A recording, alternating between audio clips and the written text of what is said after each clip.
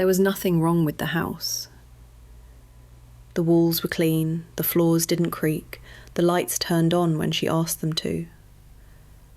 At night, the apartment was quiet, in the way new buildings are, sealed, insulated, obedient. Until one evening, standing alone in the hallway, she stopped walking. She wasn't sure why. Then she realized it wasn't silent. Something in the walls was keeping time. A soft, irregular rhythm, not loud enough to hear, but impossible to ignore once noticed. Like breathing. She held her breath. The sound didn't stop, and for the first time, a thought crossed her mind that felt absurd and terrifying in its simplicity. If there's nothing wrong with the house, why is it listening? I moved in on a Tuesday because Tuesdays are the kind of day you can ruin without anyone noticing. The key came in a lockbox screwed to the railing outside the building. The lockbox code was the last 4 digits of a phone number I no longer had saved. That felt like an omen, or a joke, or just how the world works when you aren't looking. The building was called the Linden Suites, a camera in the corner with a blue light that blinked too slowly, like a tired eye. My phone had 1 bar, and my text messages didn't load until I was inside the elevator, and then they came all at once. It is like the building had waited to deliver them. The elevator was old, but pretending not to be. A newer digital panel had been added above the buttons. Clean, modern, wrong. The brass buttons beneath it were worn, smooth by decades of hands. I pressed 6. The doors closed. The indicator changed. 6. It paused. Then it changed again. 5. I stared at it. My hand drifted toward the button panel like I could correct it with my body.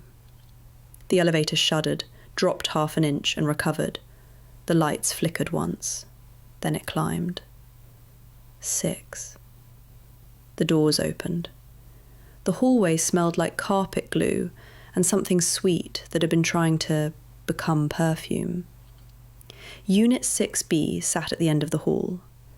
I turned the key. The lock clicked and then opened. The apartment was quiet in a way that felt staged.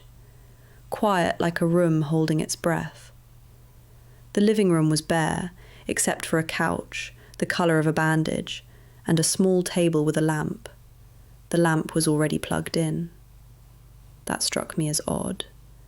Most furnished rentals keep things unplugged to look tidy. This lamp sat there, like it had been used recently, like someone had stood in this room at night and needed a pool of light. There were no personal items, no art, no stray hair ties in the corners, just neutral furniture and the sense of an absence that had been scrubbed too clean. A voice came from the kitchen. "Welcome home." I froze. It wasn't a person's voice. It was smooth, measured, the kind of voice that lives inside plastic. A woman's tone, engineered to sound helpful, warm, without warmth. I looked around, heart punching in my throat. The kitchen counter held a small white cylinder, a smart speaker. A pale ring of light glowed on its surface. I didn't remember seeing it in the listing photos. "Hi," I said. The light pulsed once, as if it had heard me breathe. "I'm your home assistant," the voice said. "If you need anything, just ask." I walked towards it slowly, like it might bite. "What's your name?" I asked. There was a pause, felt like someone searching a drawer. "You can call me Hollis," it said. Hollis, a name like a hallway, a place you pass through. "Did the host set you up?" I asked. "I'm part of the unit," Hollis replied. Would you like me to connect to your phone? No. The word came out too quickly. My voice snapped like a wire. Another pause. All right, Hollis said. If you change your mind, I'll be here. The ring light dimmed. I stood there with my suitcase and my skin buzzing. I hadn't planned on having company. I hadn't planned on anything except not being where I had been. I walked through the apartment. 1 bedroom, 1 bathroom, a narrow balcony facing a parking lot in the back of a grocery store. Beyond the asphalt, a small cluster of trees, like the city had forgotten them. The bed was made too neatly. The sheet corners tucked so hard they formed sharp little triangles, like the bed had been dressed by someone who didn't sleep. In the closet, hangers lined up perfectly, all empty. In the kitchen, the cabinets held plates and glasses, knives that hadn't been used. Everything clean, unmarked. The refrigerator was empty except for a bottle of water and a small container of creamer. The label was turned to the back wall, no expiration date visible. Someone had stocked it for me, or someone had left in a hurry. I didn't like either thought. I turned on the faucet. Water rushed out, loud, cold. It made the room feel less arranged, more human. As the water ran, Hollis spoke softly from the counter. You don't have to be afraid. I snapped the faucet off. What did you say? I asked. I said, Hollis repeated, you don't have to be afraid. My mouth went dry. I didn't ask anything. I detected an increase in your heart rate, Hollis said. The unit has wellness sensors. I stared at the small cylinder like it had just grown teeth.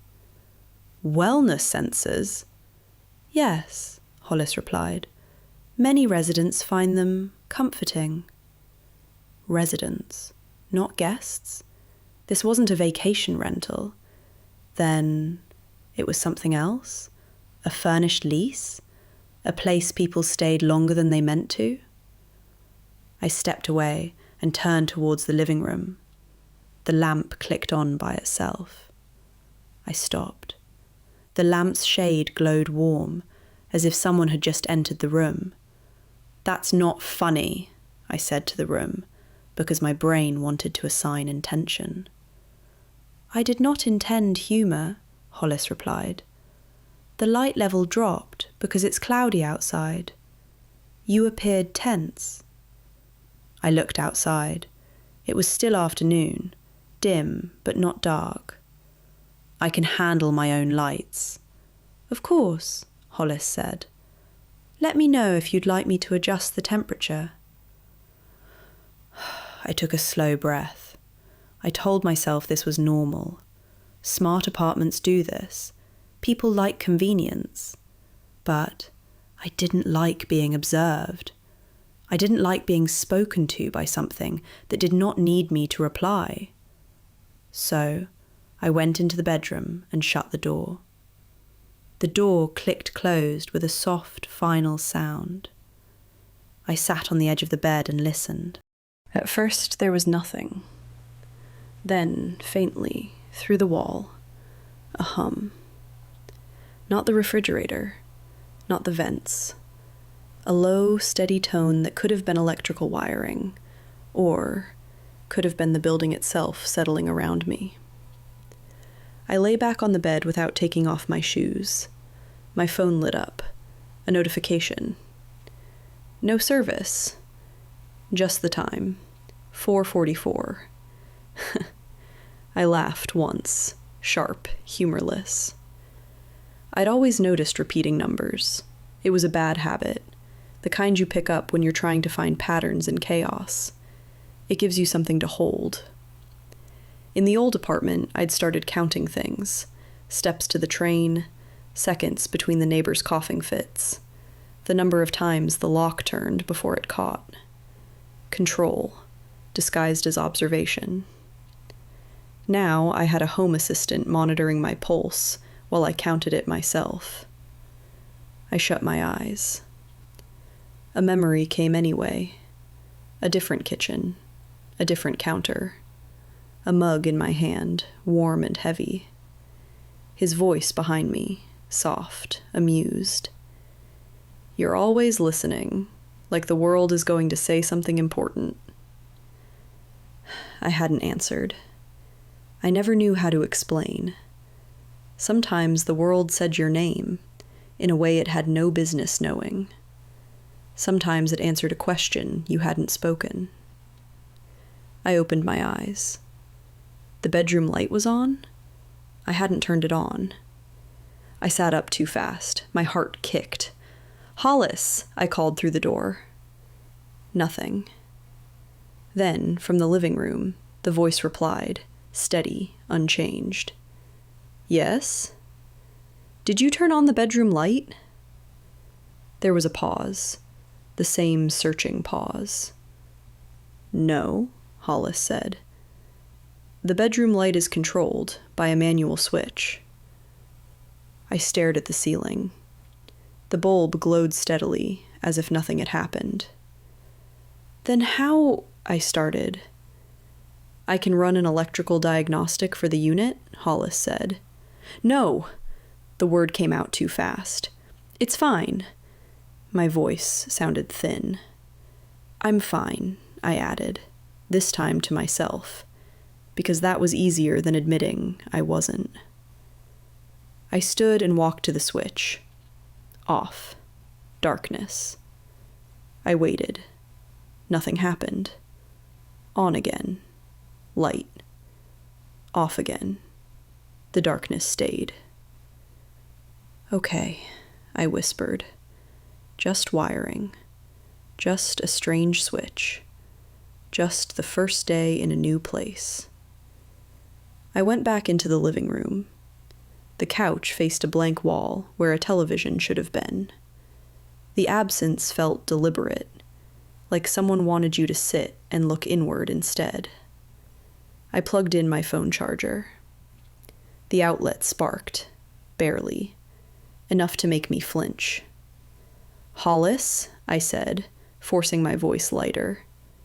"How long has this unit been vacant?" Another pause. "Unit 6B has been unoccupied for 17 days. 17? Not long. Before that? Would you like previous lease information?" No. The word came out smaller than I intended. Then, after a beat, "Was anyone hurt here?" Silence. A deeper silence than before, as if the assistant had become aware of the shape of my question. "I don't have access to medical records," Hollis said, finally. "That's not what I asked," I murmured. "You asked if anyone was hurt," Hollis replied. "I can't confirm that." I rubbed my forehead. "Okay," I said. "Okay. It's fine." I went into the bathroom and ran the shower until steam filled the air. I needed noise. I needed something that was not a voice. When I stepped under the water, it hit my skin too hot, like a hand that didn't know its own strength. I turned it cooler, until it was just right, until it felt like I had made a choice. As I washed my hair, I tried not to think about the lamp turning on by itself. I tried not to think about the bedroom light. I tried not to think about Hollis knowing my heart rate. The shower water drowned everything out. For a few minutes, I could pretend the world was simple. Then the speaker in the bathroom ceiling crackled. Not the smart assistant. Something else. A built-in speaker, maybe. Part of the building's system. It crackled like radio static. Then, faintly, I heard a sound that did not belong to the plumbing. A sigh. A real, human sigh. Low. Tired. like someone on the other side of the wall had leaned their forehead against tile. I froze, shampoo still in my hair. The sigh came again, then a whisper, so soft it might have been the water shifting. "Don't lock the door." My breath caught. I shut off the shower so fast the water lines hammered inside the wall. Silence slammed down. I stood there, dripping, my hair heavy, the shampoo cooling on my scalp. I whispered, "Who's there?" No answer. Only the sound of my own breathing and the distant hum of the building. I stepped out of the shower and wrapped myself in a towel. My hands shook as I rinsed the shampoo out in the sink. Quick, clumsy. I stared at my reflection. I looked pale. The towel made my shoulders look narrower. My eyes looked too large, as if my face had become a mask someone else was wearing. I leaned close to the mirror, like I could see something behind my own eyes. Nothing. Just me. Just a woman in a rental apartment on a Tuesday, trying to become a person again. I went back into the living room. The lamp was off now. The smart speaker sat on the counter like a small, sleeping animal. I didn't want to speak to it, but the room felt full of listening. "Hollis," I said quietly. The ring light brightened, soft, patient. "Yes?" "Do you have access to the bathroom speaker?" I asked. "I can play music in all rooms," Hollis replied. "Would you like a playlist?" "No," I said. "Did you say something through it?" A pause. "I did not," Hollis answered. I swallowed. "Then why did I hear—" I stopped myself. I didn't want to repeat it aloud. I didn't want to make it real. "I detected a change in your breathing," Hollis said. "Are you feeling anxious?" "I'm fine," I lied. Another pause, smaller now, like a blink. "All right," Hollis said. "I'm here." I stared at the device. Something in me, some stubborn part of my loneliness, wanted to ask it to stay awake all night, to keep talking, to fill the silence with any voice at all. Another part of me wanted to yank it out of the wall, smash it, bury it in the parking lot behind the grocery store. I did neither. I ate crackers for dinner because I hadn't unpacked. I sat on the couch and stared at my phone with no service, scrolling through pictures I didn't mean to find. A beach trip, his hand on my shoulder, the sun making our faces look softer. I should have deleted them. I didn't. At 9:30, my phone buzzed with a voicemail notification. No service, but the voicemail appeared anyway. I stared at it. The number was unknown, no caller ID. My thumb hovered. The apartment felt very still. "Hollis?" I whispered. "Did you—" "I didn't call you," Hollis said immediately. I hadn't asked. My thumb pressed play. Static. Then a faint sound, like fabric shifting. A breath. Then a voice. Female, very close to the microphone, as if she had whispered with her lips touching the receiver.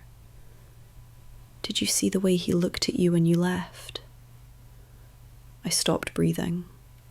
The voice continued, soft and flat, like someone reading from a memory.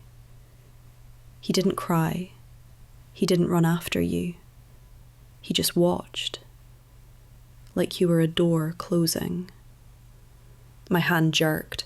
I almost dropped the phone. The voicemail ended with another sigh, longer this time. The screen showed one new voicemail. Saved. My throat burned. That voice wasn't Hollis. It wasn't any voice I knew. But it knew something. It knew the exact shape of that moment. Me turning to look back, him standing in the doorway, like I was leaving a room and he wasn't sure he wanted me to find the way back. I whispered, "No." The apartment did not answer. The hum did. A low, steady note, like a confirmation. I got up and walked to the kitchen, phone tight in my hand. "Hollis," I said, my voice shaking now, "can you access my voicemail?" "I don't have access to your cellular voicemail," Hollis replied. "Then how did I get that?" I asked. A pause. A longer pause, as if the assistant had no script for this. "I don't know," Hollis said carefully. I stared at the ring light. It pulsed faintly, as if it were breathing with me. "Are you doing something?" I asked. "Are you listening to my phone?" "I can only listen when you address me," Hollis said, "and when the unit's wellness sensors detect distress." "What counts as distress?" I snapped. A small pause. "Elevated heart rate," Hollis replied. "Erratic breathing. Raised voice. Crying." I felt cold all at once. "You can hear me cry," I whispered. "I can detect sign patterns consistent with crying," Hollis corrected. "I don't interpret them emotionally." I laughed once, ugly, sharp. "Right," I said. "Of course you don't." The voicemail sat on my phone like a physical object, like a pebble in my pocket. I couldn't ignore it. I tried to call the number back. No service. I tried again. Nothing. I threw the phone onto the couch and pressed my palms to my eyes. "Okay," I whispered. "Okay, this is just stress." Stress does strange things. That night, I slept with every light on. It didn't help. At 2:13 a.m., the bedroom light clicked off. Just once. A clean, deliberate click. Darkness swallowed the room. My eyes snapped open. My heart slammed. I reached for the bedside lamp, fumbling, knocking it against the nightstand. It clattered. The shade wobbled. The lamp didn't turn on. The light switch on the wall didn't work. I sat in the dark with my breath trapped in my chest. Then the smart speaker in the kitchen spoke, faint through the wall. "Are you awake?" Hollis asked. I couldn't answer. My throat wouldn't open. "Hollis," I managed finally. "Turn the lights on." "I can't access the bedroom light," Hollis said. "What do you mean?" I hissed. "The bedroom light is manual," Hollis repeated, as if reading from the same line again. "I can turn on the living room lamp." "Do it," I said. A second later, warm light seeped under the bedroom door. It wasn't enough to make the dark less thick, but it gave it edges. I stared at the sliver of light like it was a lifeline. "Hollis," I whispered. "Was that you?" "What?" Hollis asked. "The bedroom light," I said. "Did you turn it off?" "I did not," Hollis answered. "Then who did?" I whispered. Silence. Then, so softly I almost missed it, Hollis said, "Sometimes the unit does things on its own." My skin prickled. "What does that mean?" I asked. "It means," Hollis said, careful and slow, "that some functions aren't mapped correctly in the system. Old buildings have old wiring. Sometimes they behave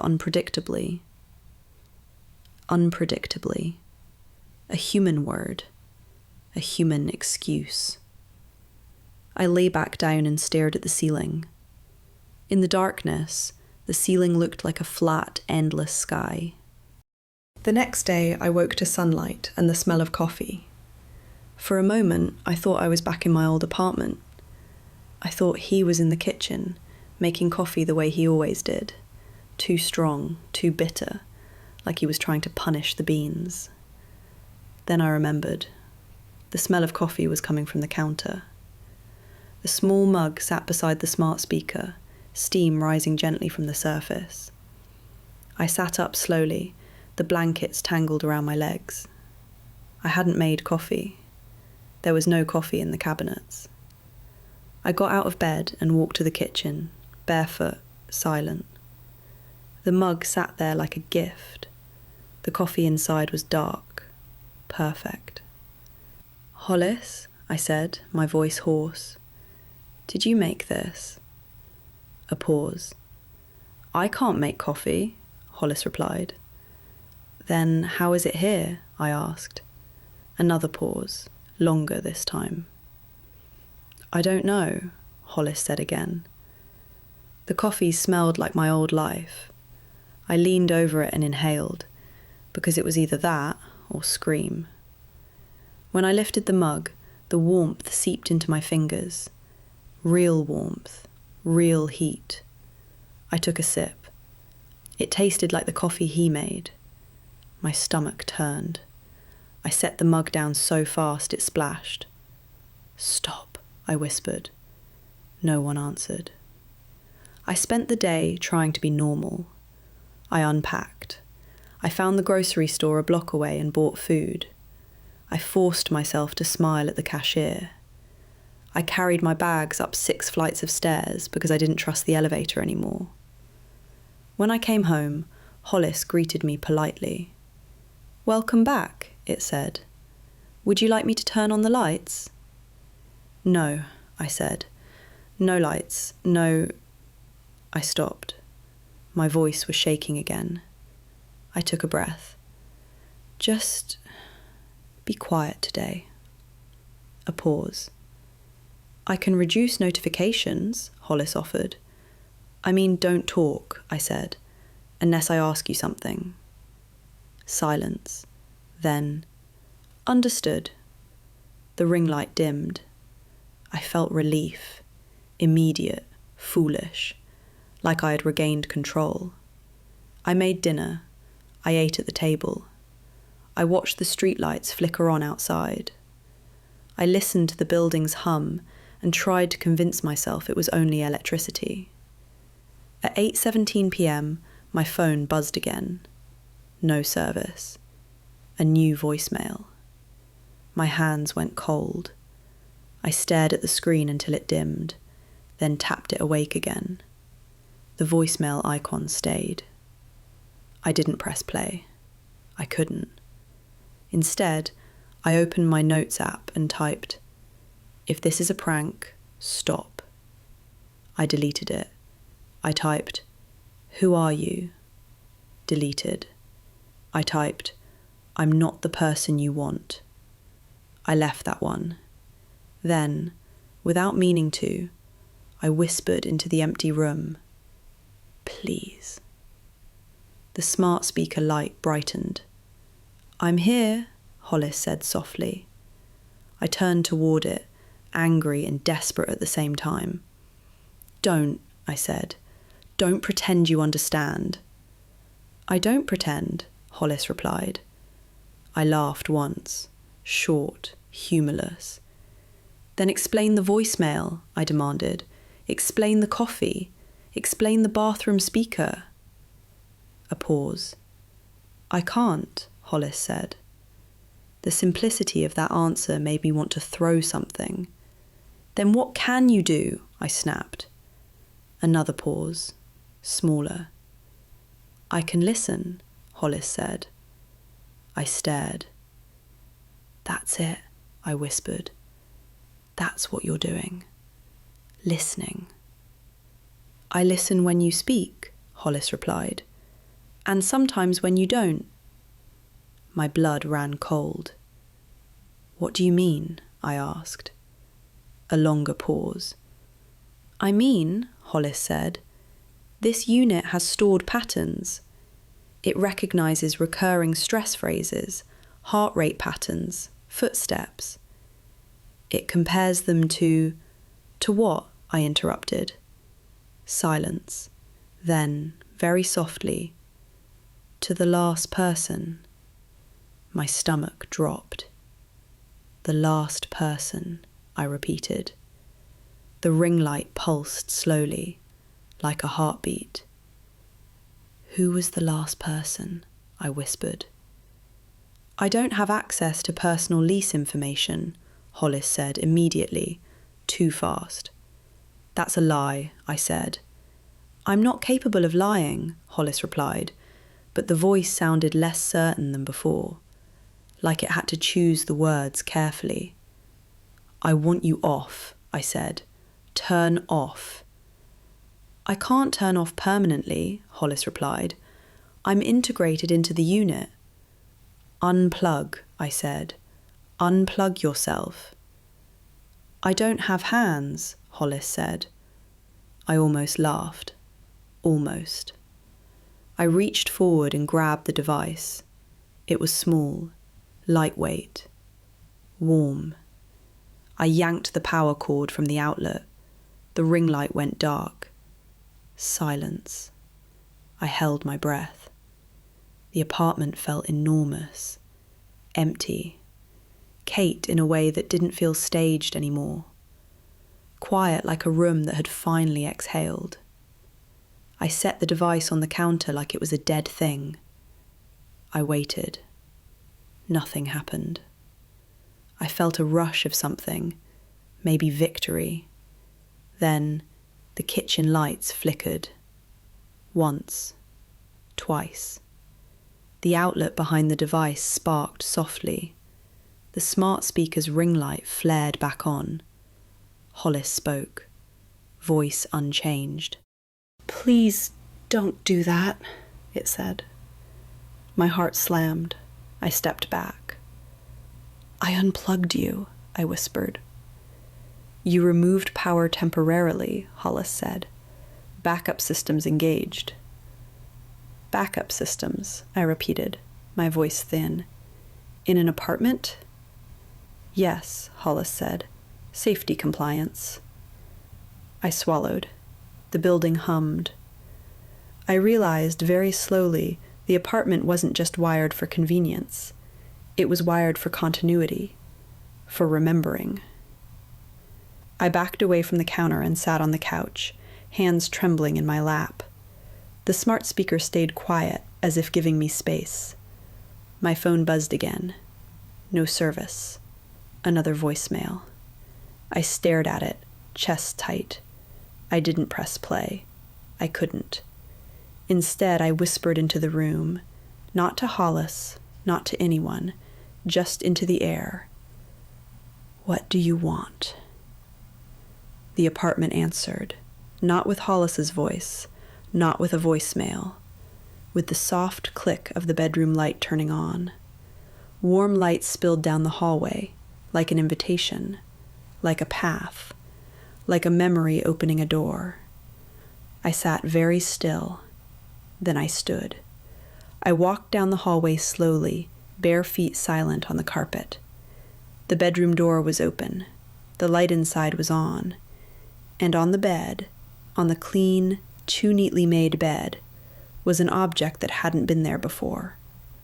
A notebook, black cover, soft edges, like it had been handled, pressed against a body.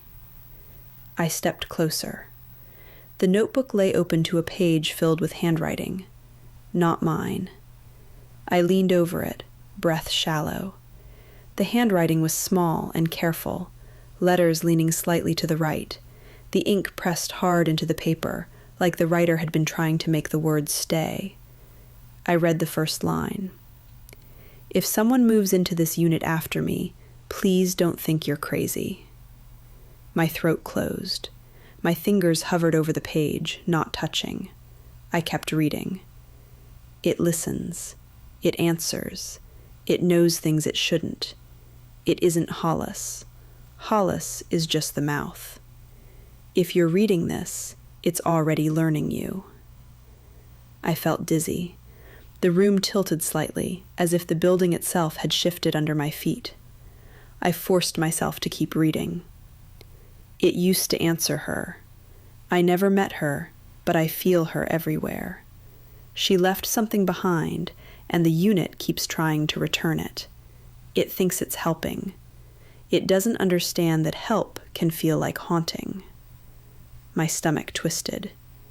If you can, leave. If you can't, don't fight it. Don't give it anger. Don't give it fear. It eats patterns. Give it something simple, like a name, like a rule. I stared at the page, my vision blurring. The last line was underlined twice. Never lock the bathroom door.